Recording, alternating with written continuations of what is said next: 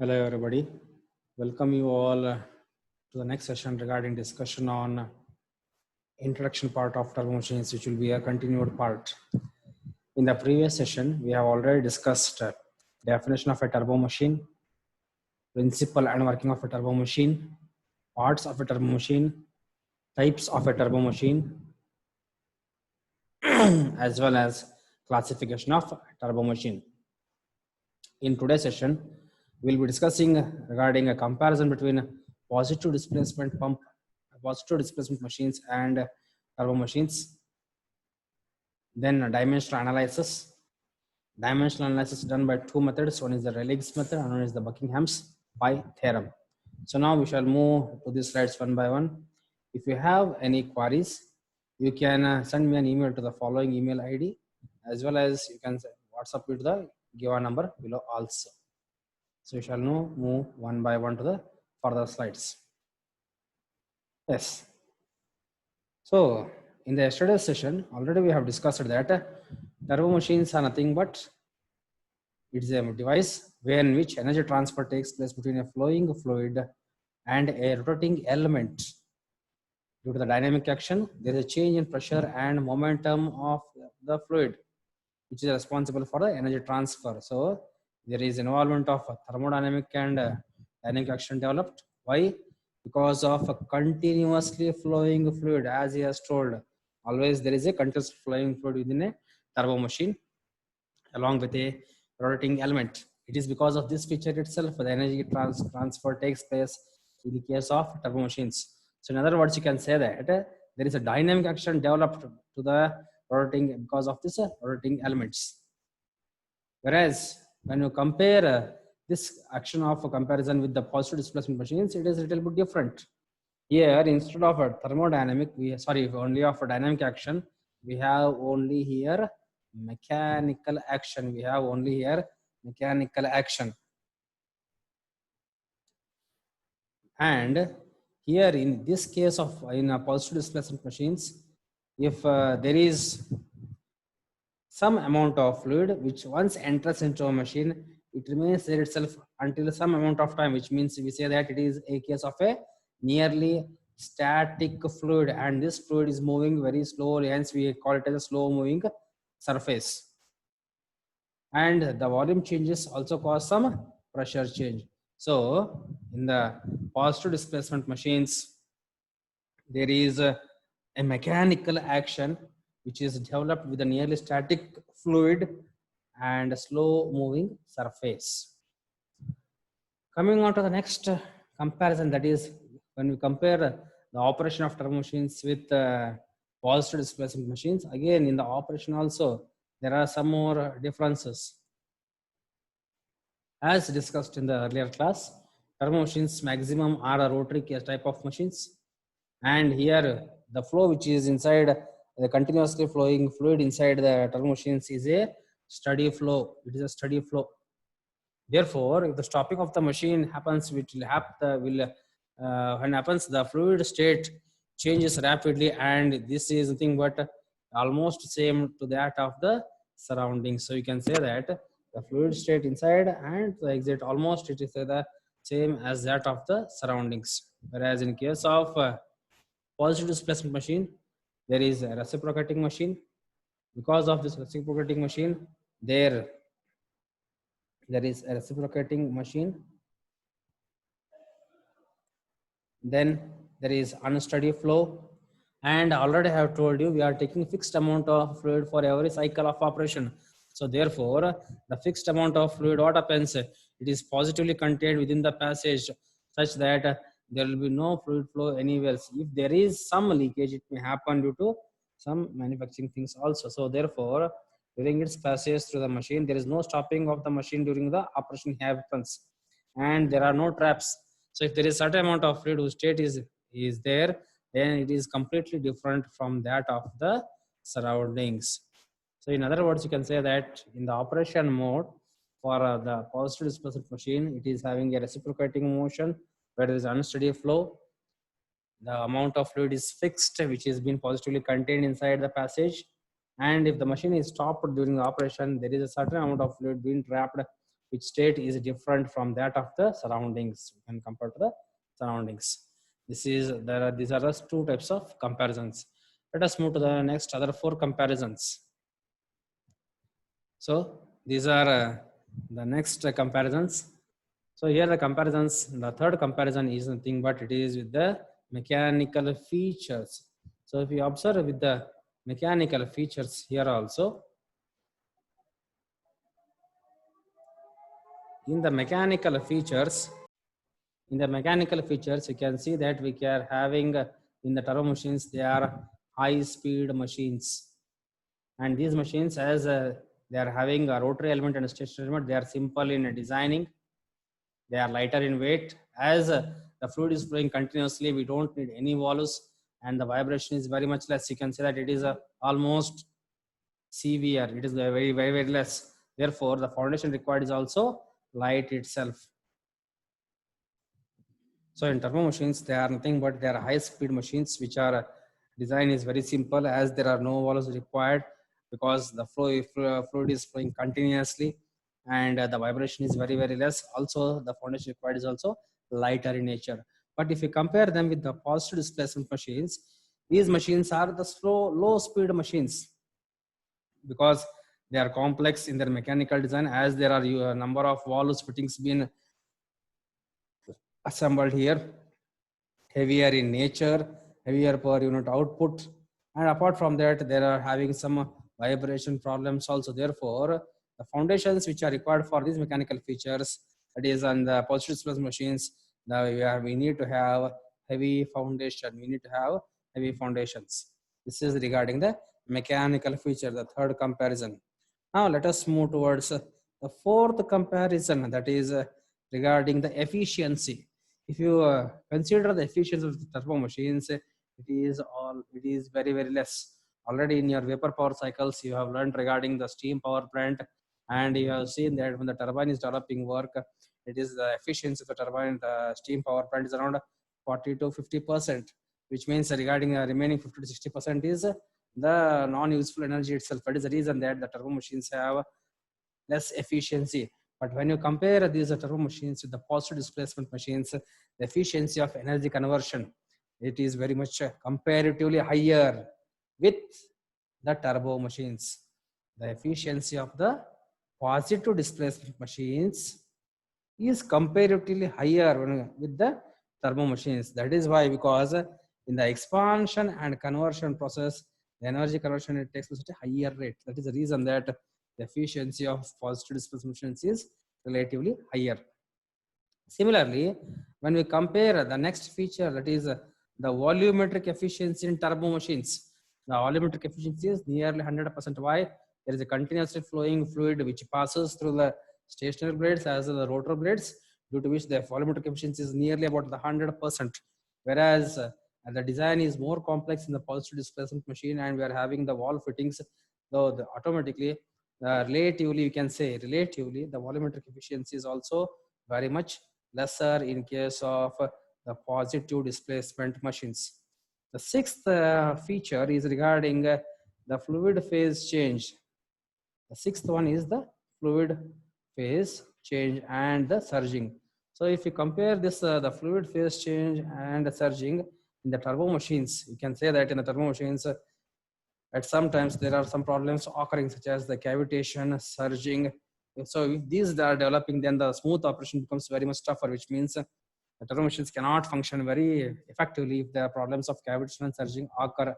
But when you compare here in the positive displacement machines, they are having lesser minor importance in these machines. So automatically, the problems of for operation, they are very, very less in case of the positive displacement machines. These are some comparisons between positive displacement machines and turbo machines. So many times in the examination, for around 4 to 6 marks, the question is asked to write differentiate a positive displacement machine and turbo machines, or comparison between a positive displacement machine and turbo machines. So these 6 points, they are very much useful for writing the comparison. So let us move to the next slide. Yes. So the next thing we are going to learn now here is regarding the dimensional analysis. So dimensional analysis, already in your PUC classes you have learned the fundamental dimensions, there are fundamental quantities, derived quantities, and we are gone through these dimensions in a different units. That is the CGS units you have gone through. You have gone through MKS units, and now throughout the world, the standard units which we are using is the SI units. Throughout the world, this is the standard units which we are preferring. That is the SI units. So these SI units now for our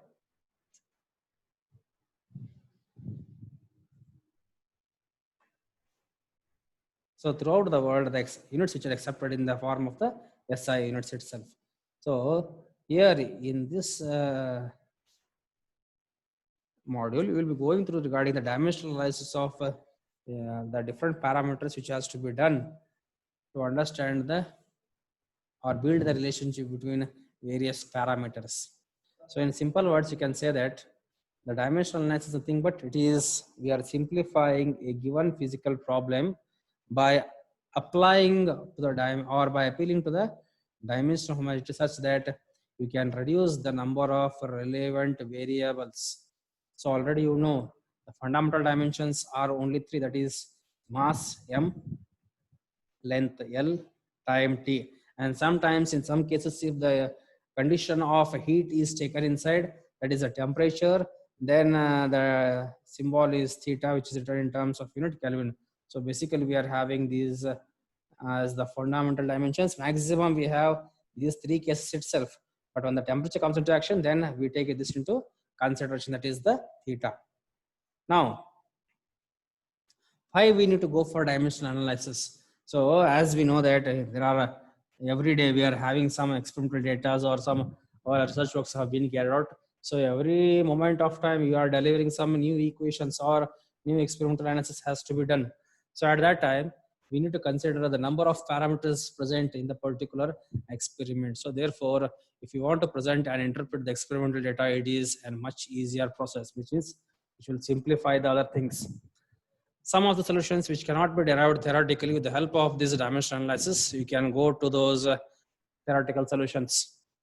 Then when we do the dimensional analysis, the LHS of the dimensions should be equal to the dimensions of the RHS side, that is the right hand side. So in other words, you can say that both of them should be equal, which means you are checking the equations to balance these things. Then apart from that, you can establish the new relations or different types of relative importance can be applied for variables depending upon the physical phenomena, and even you can go for physical modeling of a given problem.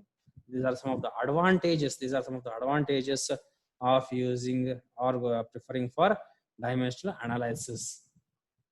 Now, let us see the some of the fundamental dimensions as you have learned already in your previous classes. Just I will brief you out here. So fundamental quantities, also we call them as primary quantities. So I told you already we are having the three dimensions, that is the three quantities: mass, length, and time. Symbol is M, L, time T. These are the fundamental dimensions which is used almost for all the quantities. In some cases, when temperature comes into effect, we consider it also as our fundamental dimension, symbol theta, represented as Kelvin, represented as Kelvin. This is regarding the fundamental dimensions, or you can say that the fundamental quantities. Next, here's a table regarding the derived quantities. So if you observe this table carefully, we are the derived quantities, we are classifying them into four categories. One is the geometry wise, another one is the fluid kinematics, the third one comes the dynamics, and the fourth one comes the fluid properties or the flow properties. So according to the geometry, the area, volume, and moment of inertia, they come under the geometric. They are the geometric quantities. Simultaneously, I have written the first column, the second column is the name of the quantity, third column is the symbol, fourth column is regarding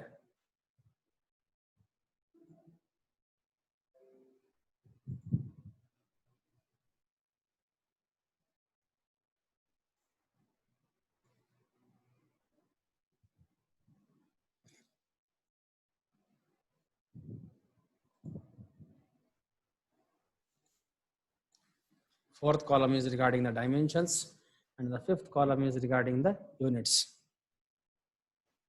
So you can see that here clearly we have written the dimensions for all the quantities as well as their units. So you have written for area, volume, moment of inertia, velocity, angle. Angle is the quantity which doesn't have any dimensions. It is a dimensionless quantity, angle. So the angle which you are seeing here, it is a dimensionless quantity. It is represented by symbol. It is a dimensionless quantity. Then discharge Q, meter cube per second, angular velocity. It is written in terms of rad per second. That is radian per second, mass flow rate. Then moving on to the next slide where we are having some more dimensions. That is, as I told you, we are categorizing them into 4 types. The first one we have discussed for the geometry, kinematics. This is the third type, that is the dynamics. Fourth type is the fluid properties. So if you observe in the dynamics, the force, weight, thrust and resistance, they are all having the same dimensions itself. Remember, force, weight, thrust and resistance, they are all having the same dimensions and the same units itself. Resistance in terms of ohm, you are writing the standard one. Similarly, torque, energy, work, heat, they are also having the same dimensions. ml2 e to the power of minus 2. Unit is Newton meters for torque.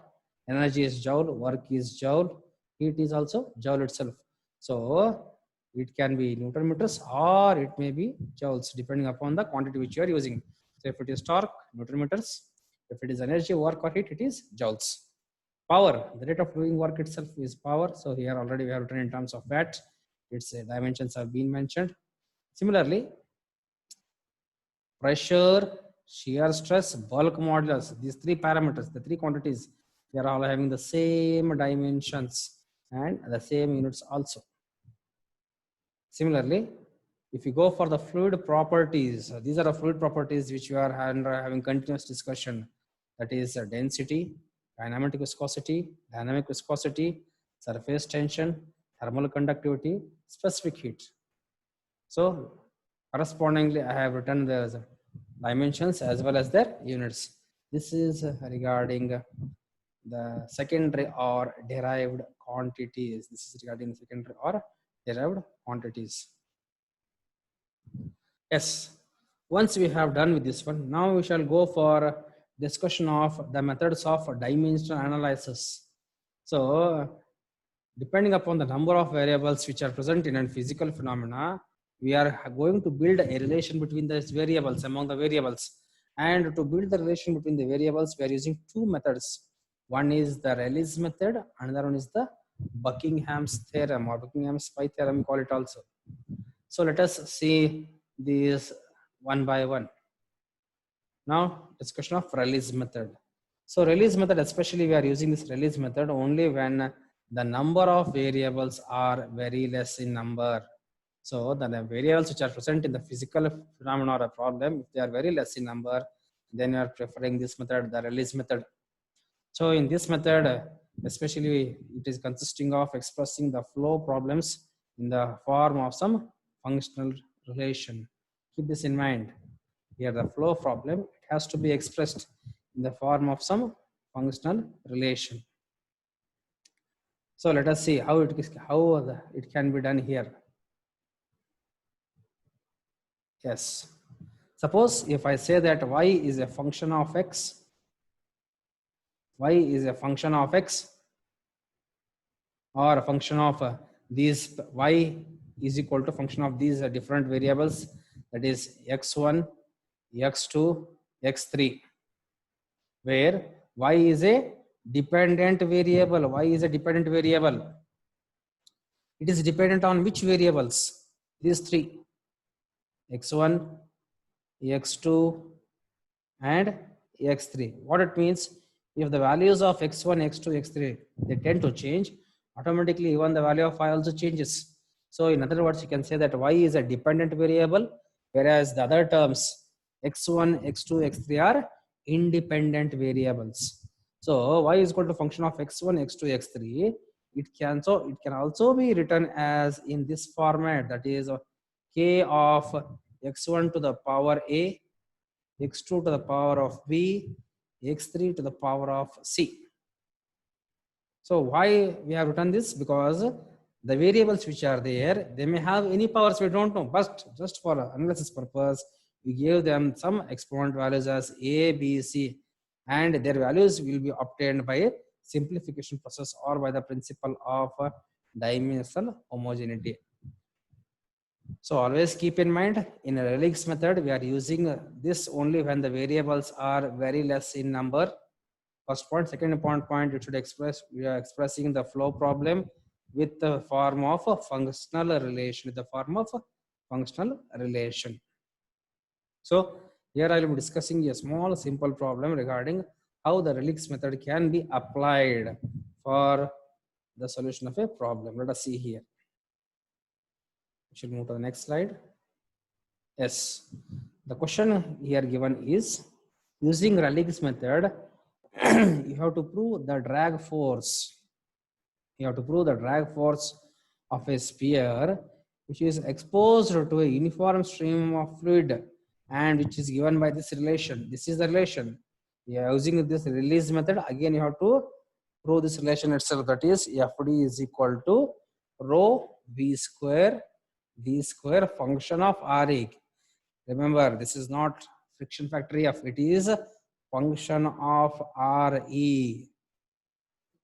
This is function of RE. It is not F friction factor, it is function of RE.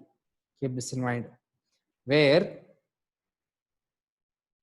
what it says, rho is fluid density, V is velocity of the fluid stream, and what is D? It is diameter of the sphere. Now let us see how we can get the solution or build the dimension relation using this Rayleigh's method here. Yes. Initially, what we are going to do is, I told you, we are going to assume this relation in the form of dependent and independent variables. So here, if we go for the analysis purpose, here FD is dependent variable and other three variables rho, V, and D. They are independent variables. They are independent variables. So what is your Reynolds number RE? How you can write the equation for Reynolds number RE? It is nothing but rho V D by mu. It is rho V D by mu.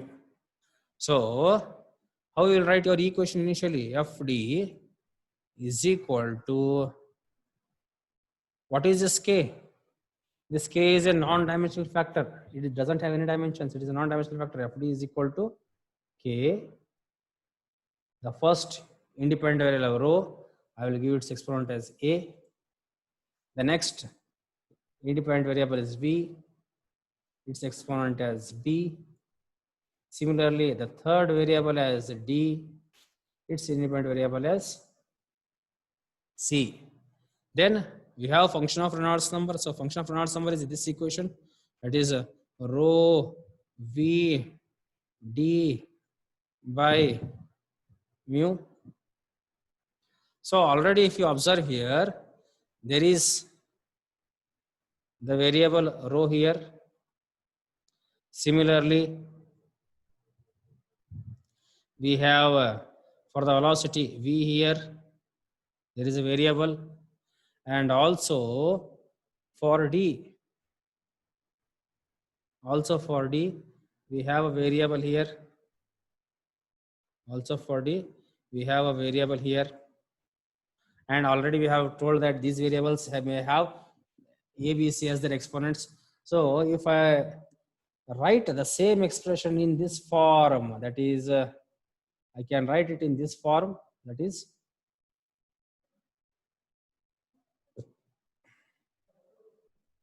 FD is equal to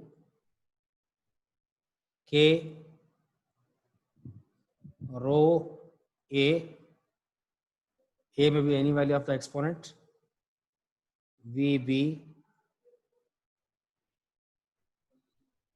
D, C, and another one viscosity parameters left, which was there, variable was left in the Reynolds sum. So that I will write as mu to the power of D. So D may be positive value, it may be negative value. So the exponent values, they may be positive value, negative value also. Just for our analysis, we have taken this step. So the first assumption is we should write in this format: FD is equal to non-dimensional factor K. How many variables are there? Write all those variables with respect to their powers of exponents A, B, C, D, like this, so on. So rho VD viscosity, that is mu to the power of D. This is equation number 1. Now, if I make the dimensional analysis of LHS and RHS, already you have seen the dimension of force, the dimension of density, velocity, diameter, as well as viscosity. So I will make the dimensional analysis on LHS and RHS. So now what we get? We get this is for force, ml to the power of -2. Then this is for rho, this entire thing. This is for velocity. Similarly, this is for diameter, and this is for viscosity. Now, with respect to their powers, rho to the power of A, V to the power of B, V to the power of C, V to the power of D. Check it. Now, let us move further. What do we get? Let us see here now further. Yes. So in Rayleigh's method, what now we are going to do here is we have to take the powers of both sides with the fundamental dimension of each term one by one. How it is done? Let us see here. Initially, what I will take is for the first fundamental dimension M. For the first fundamental dimension M, I have to equate both LHS and RHS together. So what is the power of M and LHS? Its value is 1, which is equal to M power of 1 raised to A. It is A. Here there is no M term. Again, here there is M to the power of 1 into D. It is D, which means both are positive. It becomes 1 is equal to A plus D, which is already here. Similarly, for L, I will be writing here L implies, what is the power of L on LHS? It's 1 is equal to -3 into A, it is -3A.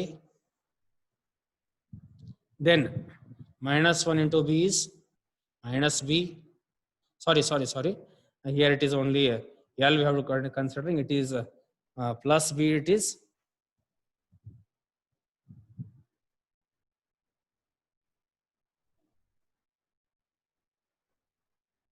L to the power of 1. That is it is plus B. Similarly, L to the power of C plus C, and -1 into D is -T. So if you observe in this L term, we are having all the 4 variables. In the first case, we are having only 2 variables.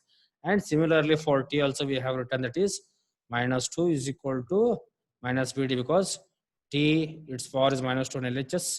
Here you don't have T, here we have T, -1 to B is -B. Similarly, last term -T. Now what we have to do is we have to make analysis and get the values of A, B, C, D. My suggestion to you is when you are solving for these variables, always try to solve which are having less number of variables. So if you observe equation number 3, 4, and 5, equation number 3 and 5, they are having only 2 variables, which means you can get the value very much easily. Or what I can do is I can write in this form also, that is, if equation 1, I can write it this as A is equal to 1 minus D. Do you agree? So I got the value of A is equal to 1 minus D. Similarly, if you observe equation 5, can I write equation 5 of the value of B in terms of D? So it is 2 minus 2 is equal to minus B minus D. If the minus B comes to the other side, what becomes B? It is equal to 2 minus D. B is equal to 2 minus D. I have got the value of A, I have got the value of B. So in equation 4, I can substitute the value of A as well as the value of B. So automatically this entire equation, it is written only in terms of D itself. So the same simplification I have done in the next slide, which you will see there right now.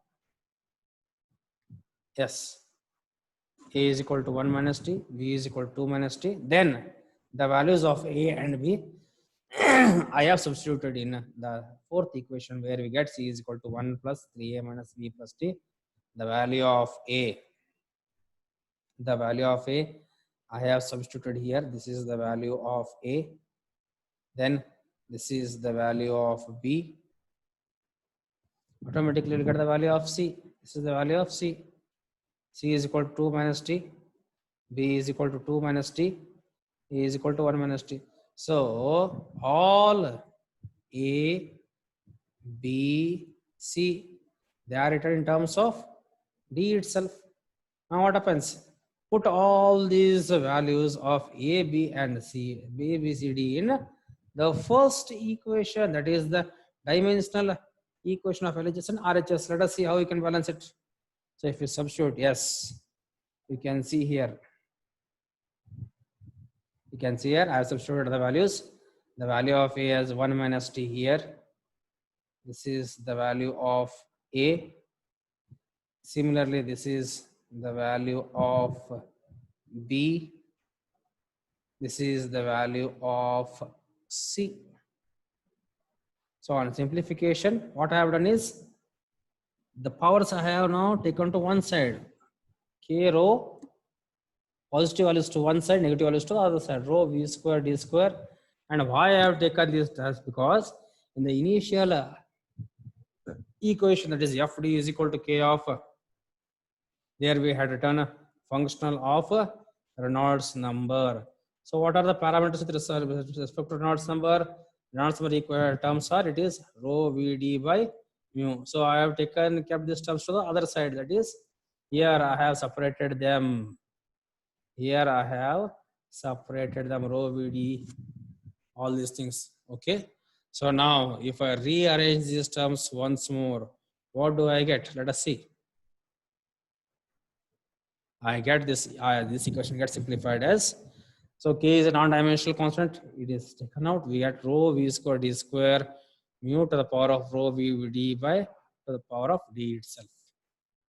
Or